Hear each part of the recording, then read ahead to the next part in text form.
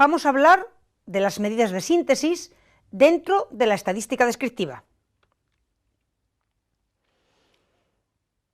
Para sintetizar los datos se utiliza una medida de tendencia central. Las más utilizadas son la media, la moda y la mediana. La más, sin duda, es la media, pero en este caso vamos a centrar la atención en las otras dos. Vamos a hablar de la moda y la mediana, puesto que ya hemos dedicado un vídeo anterior a explicar las anteriores. ¿Qué es la moda? La moda se define como el valor de la variable que más se repite, es decir, el que lleva asociada la mayor frecuencia absoluta. En estadística la verdad es que solo a nivel descriptivo aparece la moda, hay poca estadística inferencial desarrollada para este estadístico, pero a veces puede ser interesante. Pongamos un ejemplo, supongamos una empresa en la que tiene pues 3 o 4 directivos que cobran sueldos muy altos y el resto, los obreros, cobran sueldos bajos. ¿Qué ocurre? Que si calculamos la media, como tendríamos que sumar todos los valores y dividir por el número de ellos, pues probablemente la media no representaba a ninguno, ni a los que cobraban mucho ni a los que cobraban poco. Sin embargo, sí, la gran mayoría cobra un sueldo concreto, un sueldo bajo, y pocos, los altos directivos, cobran un sueldo alto. Al calcular la moda inmediatamente vamos a ver que lo más frecuente es que se cobra un sueldo bajo. Bien, en este ejemplo que vamos a considerar, vamos a imaginar que tenemos las notas de un estudiante y que tiene valores de 9, 8, 8, 7, 8. ¿Cuál es la nota más frecuente para él? Bueno, pues obviamente hay que hacer un recuento. Vamos a ver que el 7 aparece una vez, el 8 aparece 3 veces, el 9 aparece una vez, el valor más frecuente en las calificaciones del estudiante es el 8 y esa sería la moda para este estudiante. Pero bueno, el ejemplo anterior yo creo que es más rico. Vamos a definir la mediana. Este estadístico sí que se utiliza bastante para hacer análisis de datos. Se define como el valor de la variable que verifica que el 50% de las observaciones son mayores o iguales que él y el otro 50% menores. El cálculo lo va a dar siempre una máquina, pero para verlo a nivel intuitivo, pues es muy sencillo. Se ordenan los valores, por ejemplo, de menor a mayor. Vamos a ver en este ejemplo pequeñito que hemos puesto aquí. Aparecería el 7, el 8, el 8, el 8 y el 9. Bueno, pues lo que hacemos a partir de aquí es localizar el valor central, el que ocupa la posición central. Como podemos ver, la mitad de los valores son más pequeños y la otra mitad son más grandes. Este valor le vamos a denominar la mediana. En este ejemplo he puesto deliberadamente un número impar de términos, con lo cual es fácil localizar el valor central. ¿Qué pasaría si en lugar de tener esta situación tengo un número par de observaciones? Bueno, pues voy a proceder de la misma manera, ordenamos los valores, de menor a mayor por ejemplo, pero ahora no encuentro ninguno que ocupe el valor central. Bueno, pues lo que vamos a hacer es estimar ese valor central a partir de los dos que ocupan la posición central. Es decir, definimos la mediana como el valor medio entre estos dos valores centrales. En este caso, estimaríamos la mediana con un valor de 7,5. No obstante, cuando metemos los datos en el ordenador, nos sale el valor de la mediana directamente y lo único verdaderamente importante es saber interpretarla. Cuando aparece el valor de la mediana, significa que la mitad de los valores son más pequeños y la otra mitad más grandes. La mediana también tiene que venir acompañada de una medida de dispersión, pero antes vamos a introducir algún concepto que nos hace falta para comprender esa medida. Bueno, la mediana hemos dicho que es un valor que verifica que la mitad son más pequeños, de los valores son más pequeños y la mitad más grande. Obviamente, si yo considerara la distribución dividida en 100 partes, pues tendría que la mitad más pequeño es la mitad más grande, podría entender la mediana como un percentil concreto, el percentil 50, pero de la misma manera podría definir lo que es el percentil 25, que sería el valor de la variable que verifica que el 25% de las observaciones son más pequeñas y el resto más grandes, o bien el 75 percentil, que ¿qué sería? El valor de la variable que verifica que el 75% de las observaciones son más pequeñas y el resto más grandes, de forma que tendría el mínimo, el percentil 25, el 50, el 75 y el máximo. Y ese percentil 50, como hemos dicho, que deja el 25% en cada zona, ese 50 percentil hemos dicho que también se conoce con el nombre de mediana. Tenemos ya entonces introducido el concepto de mediana y el concepto de percentiles. ¿Por qué no podemos llamarlo o entenderlo de esta otra manera? Si aquí decimos que el 25% de los valores son más pequeños, también puedo entenderlo como que la cuarta parte de los valores son más pequeños.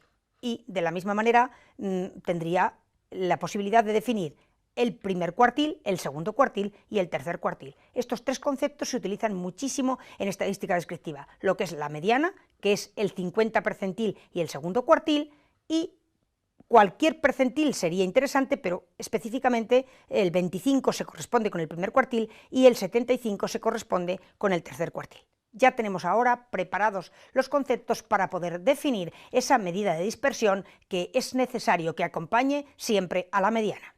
Es muy común que en las publicaciones, si aparece la mediana, que no siempre aparece, si aparece la mediana, vaya sin medida de dispersión. Y lo mismo que no tiene sentido hacer una publicación que aparezca la media sin una medida de dispersión que hable de su representatividad, no debe aparecer la mediana sin una medida de dispersión que hable de su representatividad.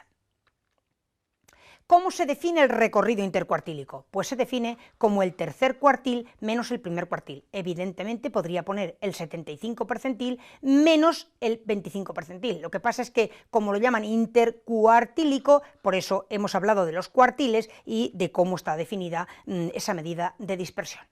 Si nos fijamos en la representación gráfica, tendríamos el mínimo, el primer cuartil, aquí estaría la mediana, el 50 percentil, aquí el Q3 y aquí el máximo. Bueno, pues nos daría información sobre lo que queda aquí. Observen que cuando hablamos del recorrido de una variable, hablamos de la diferencia entre el mínimo y el máximo, es decir, nos vamos a los valores más extremos. Pero cuando hablamos del recorrido intercuartílico, justo lo que hacemos es prescindir de la información de los más grandes y de los más pequeños y quedarnos con la información central. Luego, de nombre, al oído suena parecido, pero una cosa es el recorrido de la variable y otra el recorrido intercuartílico, medida de dispersión que nos habla de la representatividad de la mediana.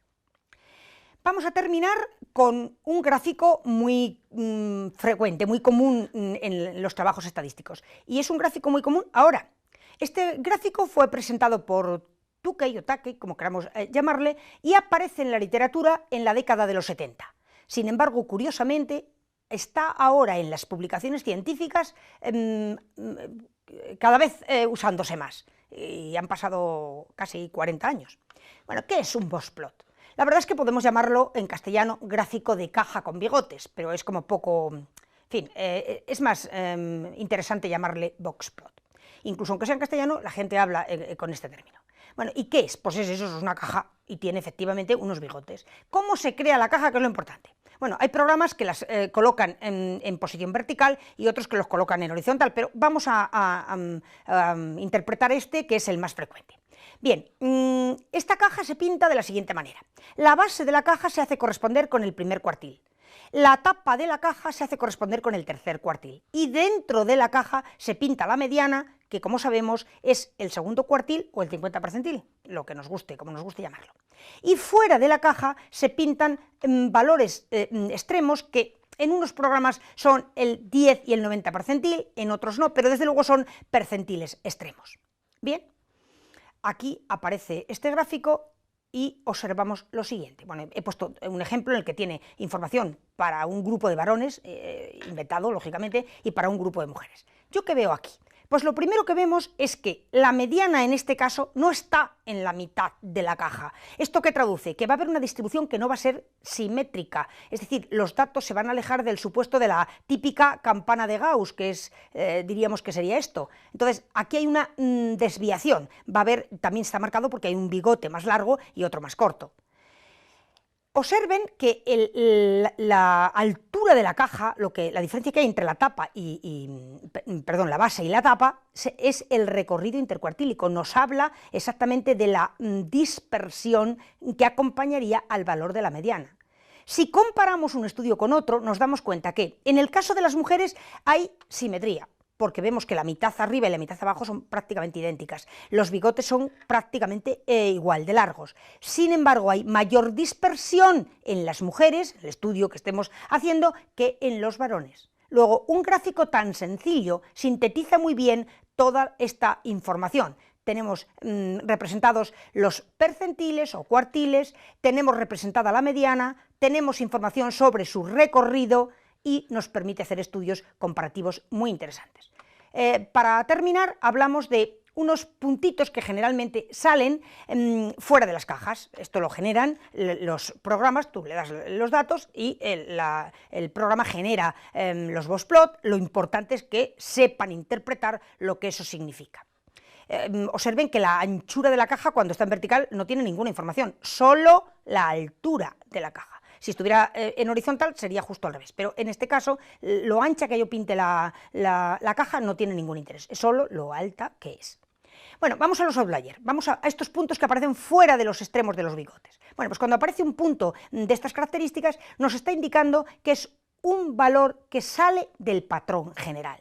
A estos valores los llamamos discordantes, aberrantes, outlier, en fin, hay distintos términos para referirnos a ellos. Pero lo que sí sabemos es que cuando aparecen estos puntos hay que identificarlos, porque, bueno, en el caso de la mediana a lo mejor no es tan importante, pero si los datos después son de tipo cuantitativo y vamos a hacer un estudio, vamos a hacer el cálculo de una media, pues ya hemos visto que pasaría, que un valor discordante, un valor aberrante, sesgaría completamente los resultados. Luego hay que ser muy cuidadoso con los outliers o datos discordantes que pueden aparecer por debajo de la caja y por encima de la caja. Bueno, pues entre el vídeo anterior y este hemos hecho un repaso, hemos introducido los conceptos más básicos de la estadística descriptiva. Espero que efectivamente con este ratito que hayan dedicado a escuchar esta información puedan decir que la estadística descriptiva ya no tiene secretos para ustedes.